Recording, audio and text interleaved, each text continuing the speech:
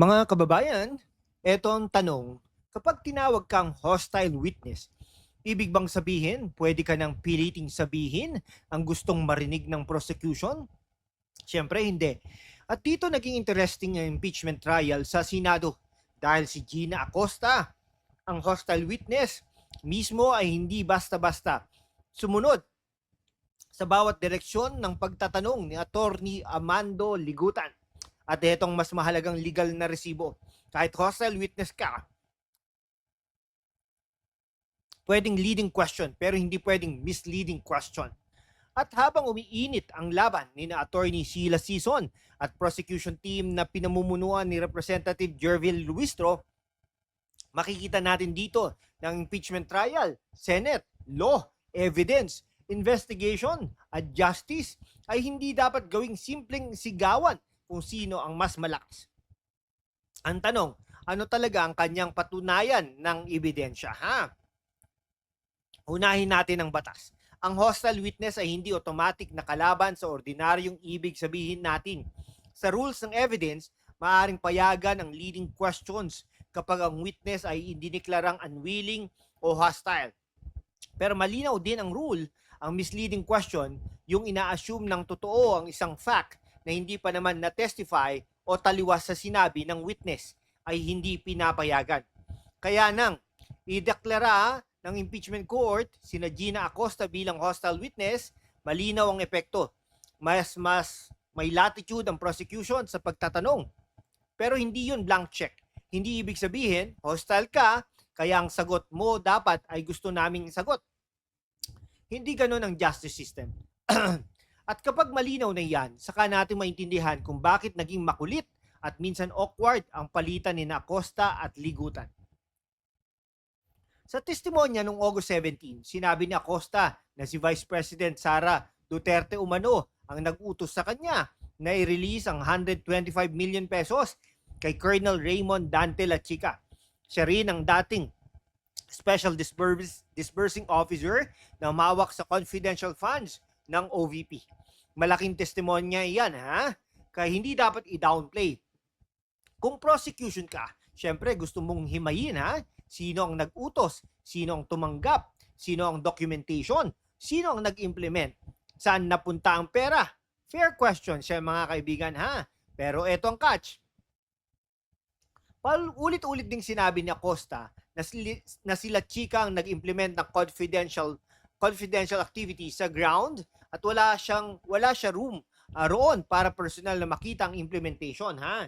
Noong August 24, umabot sa puntong sinabi ni Escudero na narinig na ng court ang punto ng witness ng maraming beses at pakiusapan si Ligutan at lumipat na sa ibang punto. At dito ko gustong maging fair kay Acosta. Kung alam mo lang ay hanggang turnover ng pera, hindi ka dapat piliting mag-claim ng personal knowledge sa nangyari pagkatapos. Iyan ang malaking distinction, ha? Mga kababayan, ito ang simpleng analogy. Nagbigay ako sa iyo ng sobre. Nakita kong tinanggap mo. Iyon ang kaya kong patunayan. Pero kung umalis ka pagkatapos at hindi na kita nakita, hindi ko pwedeng sabihin, alam ko kung saan kaya niya dinala. Hindi, ha? Inference yun, not necessarily personal knowledge. Kaya lang, ang sagot ni Acosta ay, sila chika nag-implement, wala ako sa ground. Pwedeng hindi satisfying iyon sa prosecution, pero hindi ibig sabihin automatic na mali ang witness dahil ayaw niyang lumampas sa alam niya. At dito dapat maging discipline ng questioning, ha? Ito naman ang kabilang side. Hindi rin natin gagawing santo ang witness dahil lamang pinipiga siya ng prosecution. Acosta was the disbursing officer. At may legitimate questions tungkol sa handling, documentation, acknowledgement, receipts, at kung bakit ganoon ang proseso ng confidential funds. May mga acknowledgement receipts na ipinakita sa korte, kabilang ang mga pangalan na naging subject ng scrutiny at patuloy na sinusuri ng prosecution ang paper trail. Kaya ang tamang framing ay hindi Acosta panalo, prosecution talo, ha? Ang tamang framing, hanggang saan ang personal knowledge ni Acosta at hanggang saan ang kayang i-corroborate ng documents at ibang witnesses. Iyan ang mature legal questions. Ngayon, punta tayo kina Sheila Season at Garville Lewistro.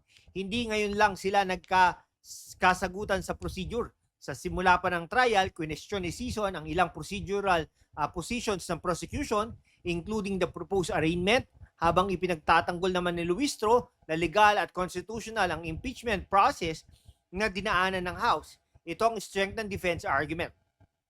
Procedure matters. At seryosong allegation, hindi ibig sabihin pwedeng shortcut ang rules.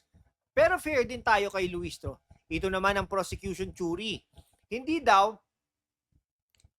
raw fishing expedition ang ginawa ng House. Ayon sa kanila, may documentary evidence at witness accounts silang binuo bago umabot sa Senate trial.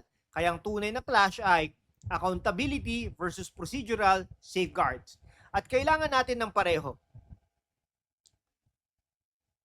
Sandali lang ha, global roll call muna tayo mga kababayan. Mga kababayan natin sa Pilipinas, Middle East, Europe, Canada, US, Japan, Taiwan, Singapore. Comment ninyo kung saan kayo nanonood. At kung helpful sa inyo itong ganitong legal breakdown ng facts muna bago opinion, feel free to support the channel via Super Thanks para makapagpatuloy tayo sa ganitong discussions. We are on the road to 100,000 subscribers. Samahan ninyo tayo. Ngayon, kay Attorney Ligutan naman, trabaho ng prosecutor na mag-test ng witness. Kung may inconsistencies, himayin. Kung evasive, balik-balikan. Kung hostile witness, gamitin ang procedural tools na pinapayagan ng court. Walang problema doon. Pero ang risk kapag paulit-ulit ang parehong tanong ay nawawala ang value. Hindi dahil bawal magtanong, kundi dahil kapag sinabi na ng witness ng paulit-ulit, wala ako ron. Eventually, kailangan mo nang magdala ng ibang witness o dokumento para mapatunayan ang next link ng chain. At iyon mismo ang dahilan kung bakit mahalaga ang corroboration. Hindi sapat ang pressure. Evidence must travel further than rhetoric. Ano ngayon ang dapat nating bantayan? Una, documents. Pangalawa, testimonya nila chika o ibang taong may direct knowledge ng actual confidential activities. Pangatlo, COA documentation. Pang-apat, consistency ng acknowledgement receipts at liquidation records. Panglima, whether the prosecution can connect the money trail to the public acts alleged in the articles of impeachment. At syempre, dapat mabigyan din ang defense ng pagkakataong i-cross-examine at maglatag ng sariling explanation. Dahil dyan, makikita kung sino talaga ang may mas matibay na kaso. Hindi sa lakas ng boses, hindi sa viral clip, sa record. Ang hatol nilaan. So ito ang aking take ha. Magandang ginagawa ni Attorney Sheila Season kapag pinapaalala niya na procedure ang fairness matter. At reasonable para kay Gina Costa na tumangging mag-speculate sa mga bagay na wala siyang personal knowledge.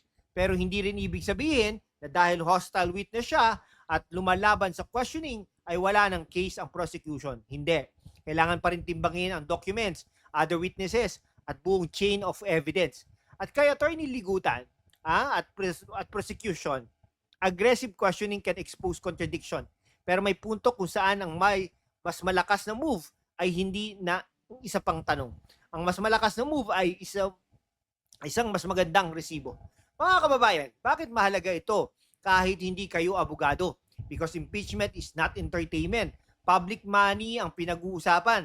Government accountability, constitutional process at justice. Kapag prosecution ang tama, kailangan nilang mapatunayan. Kapag defense ang tama, kailangan din silang marinig. Dahil ang rule of law ay hindi pabor ako sa tao, kaya tama siya. At hindi rin ayoko sa tao, kaya guilty siya. Rule of law means show me the allegation, show me the evidence, show me the rule, then let the process work.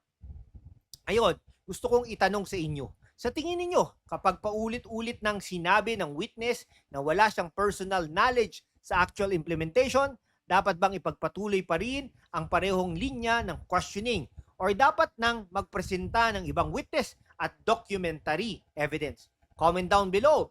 At kung helpful sa inyo ganitong legal breakdown, feel free to support the channel via Super Thanks para patuloy tayong makapaghatid ng malinaw, fact-based commentary.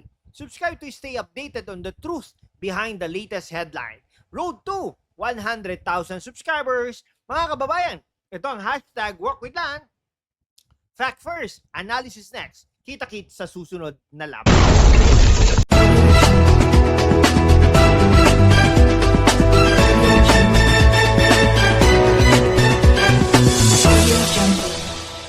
Hanggang sa muli, maraming salamat.